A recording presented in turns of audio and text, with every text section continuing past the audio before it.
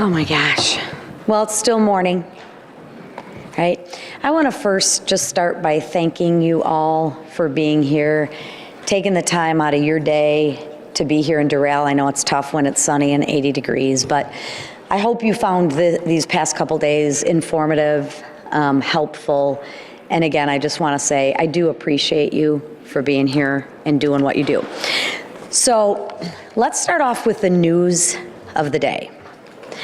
I think it's interesting that we should compare and contrast Democrats and Republicans and look at what they're focused on this afternoon. Republicans, we're focused on the America First agenda, securing the border, making America more fiscally responsible.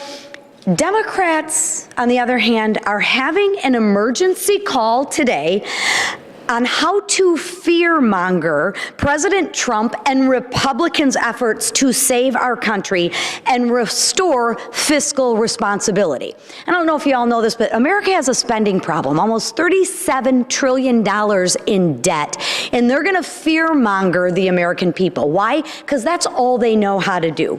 This afternoon, compare and contrast, President Trump will sign into law the Lincoln-Riley Act. Rep. Mike Collins, his bill is the first step towards fixing our illegal immigration system. Emphasis on that word, illegal immigration crisis that we have. Republicans are making communities safer, by getting the illegal criminals off the streets, while Democrats side with violent illegals over the American people. They just haven't learned their lesson. Or maybe that's just who the Democrats are. Democrats continue to put criminals, illegals, and radical special interest groups above and ahead of the American. In my home state, Michigan, the mayor of Grand Rapids said this, and I quote, I'm going to read this, I quote, "Police aren't in the business of enforcing immigration law." I'm just going to say that one more time because it's so crazy to me. The mayor of Grand Rapids said, the local police are not in the business of enforcing immigration law. Okay. He should tell that to the family of Lincoln Riley. I would challenge him to say that. And just out of curiosity, I'm wondering what he thinks the police are in the business of doing. That's their job. It's absolutely disgusting to me. And I'm going to continue to point out the differences between the Republicans and the Democrats. And I assure you, I'm going to have the Democrats own their policy. They put illegal and violent criminals over American citizens. I don't get that. And I think 77 American people don't get that either. But House Republicans will continue to pass more common sense legislation that the American people demanded. And I can assure you this, we are just getting started. So at this point, I'm going to turn it over to Kevin Hern, who is our policy director, doing an amazing job, who will continue to put common sense, America First policy forward. Thank you. You probably don't want to use the button. That's all right. That's all right. Very briefly, I just want to thank Chairwoman for her great work here in getting this assembled in such a short period of time in her new role. This is the GOP Issues Conference, and we're here talking about issues, and I know you've been reporting on many of the issues that are here about how we're going through the reconciliation process, how we're looking at the normal cuts in spending that the President talked about 2 days ago and the Vice President talked about yesterday. And that's what this is about, to get off the Hill, to be able to get everybody in a room, about 75% of the conference here, to talk about these issues as they're still being debated, getting some clarity on things like that. And you'll be hearing more about it as we go forward. But this was really important opportunity to look at this, to move quickly on the first 100 days of the President, and the Vice President's agenda and the policies that are important to securing our border and restoring economic security of this country. And you're seeing a lot of that, as the chairwoman said, with the Lake and Raleigh Act being signed today at 2 p.m. It's the first step in restoring the sovereignty of this great nation by securing our southern border. So it's great to be with you. It's great to have this opportunity to be together the last 3 days, and more to come. Appreciate you being here. Thanks. I'll echo my colleague, Mr. Hern's thanks to you all for being here. I've actually really enjoyed being able to, on a daily basis, interact with you all, help share some context, what we're going through, what we're talking about out here.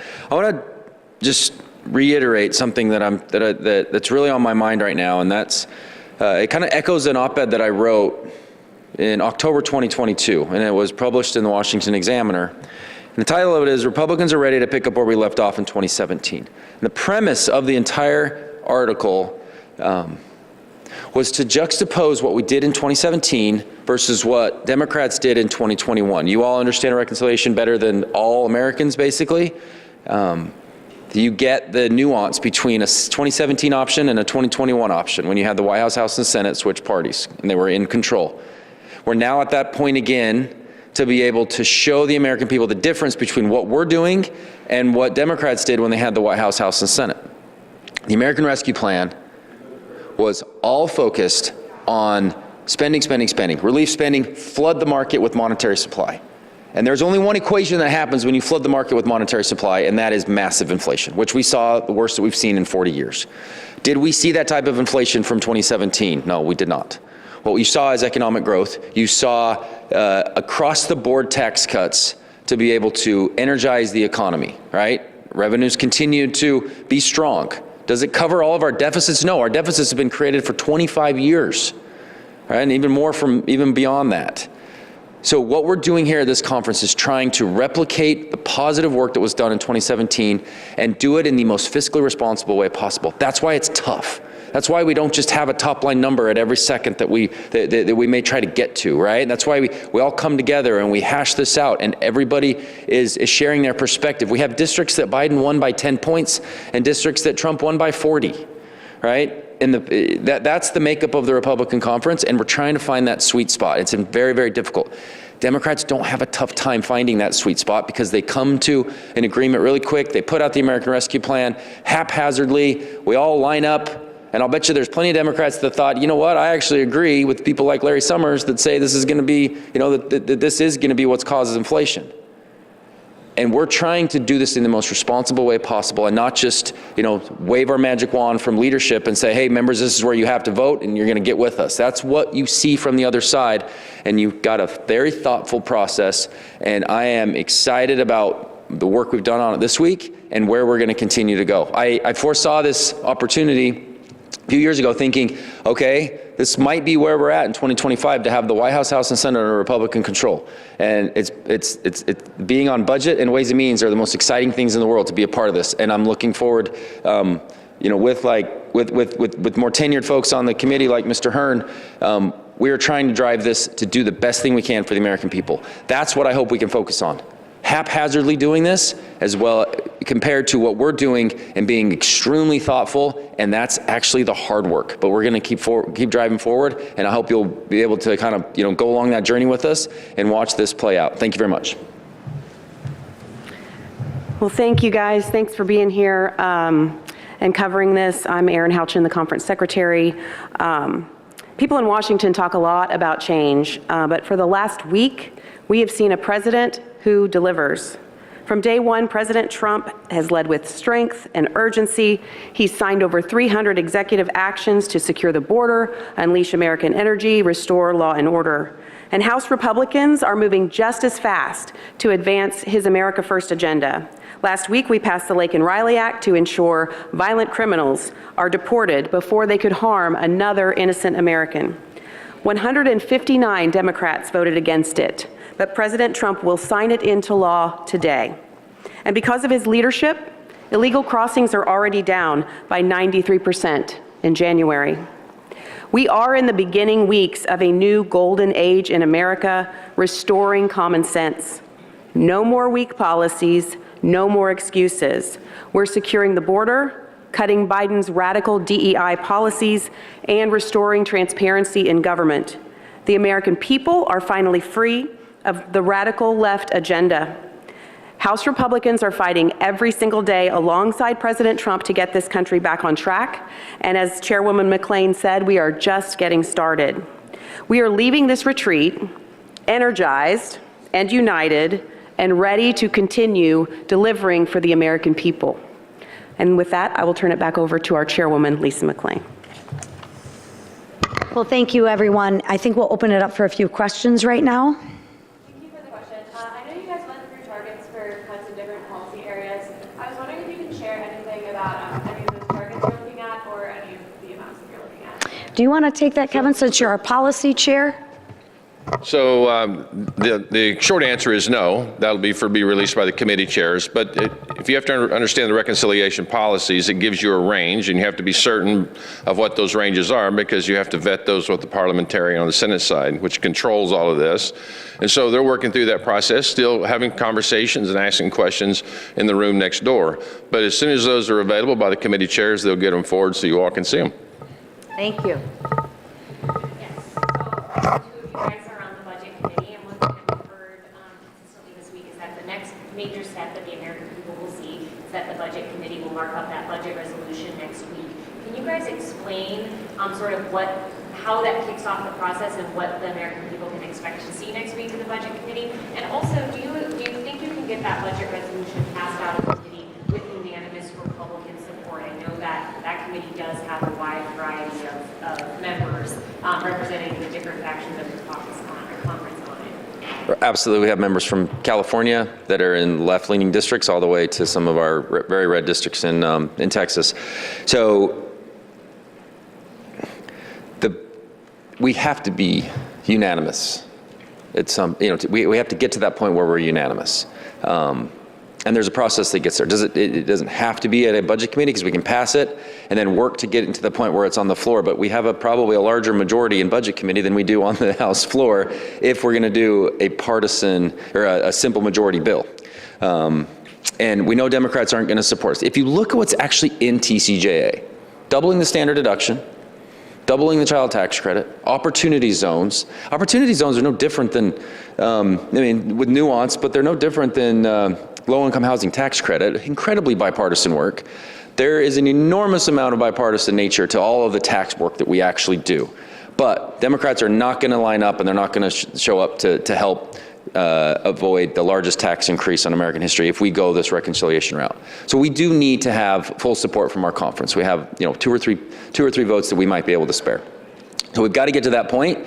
I think you'll see the budget committee take all of the input that we did for this week, get the mark information over to the chairman. The chairman will then work with us on the committee to talk about next steps. And over the next couple weeks, we've got to get kind of drive forward. The beautiful diversity of thought that we have in the Republican conference is such that we're going to have to make a play call at some point and move forward. And I think that's what you're going to, if we're going to meet the timeline that we're trying to meet, we're going to have to probably get this resolution done within by the middle of February. So we're going to make a call, move forward, and see if we can galvanize the conference to get behind something. Thank you.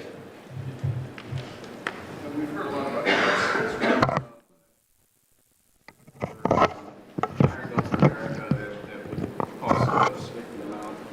would that be part of the reconciliation package, and do you anticipate an overall increase in defense spending?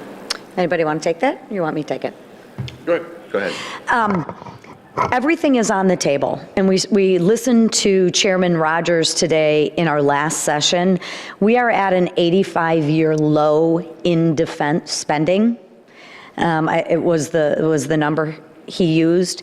We need to increase our defense spending from his perspective. I know there's a lot of people in the conference that agree with him. So that is absolutely, we need to beef up our military. We need to modernize our military.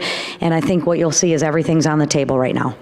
Last question. Oh, yes, sir. Madam Chairwoman, this morning Speaker Johnson said 14 members have not engaged yet at all in the reconciliation process, Republicans. Do you feel like to some extent you're negotiating here with members with your hands behind your back? Do you want me to take that? Yeah, anybody? I mean, Go ahead. I would just say that this has been a very bottom-up approach from the beginning on purpose. As Blake mentioned in his comments, sometimes things just get sort of railroaded through on the Democrat side without a lot of input from the bottom up. And House Republicans are such a broad array of individuals from across the country in varying districts that to get to a place where we can get 218 votes, it has to be bottom up. To the extent that we have members that haven't engaged, there will come a point where they are engaged, and we are talking to people in districts Joe Biden won by 10 points and districts that Donald Trump won by 30 or 40 points, and we're trying to figure out a way to get a path to 218 in this reconciliation package, and we are all hands on deck trying to do that.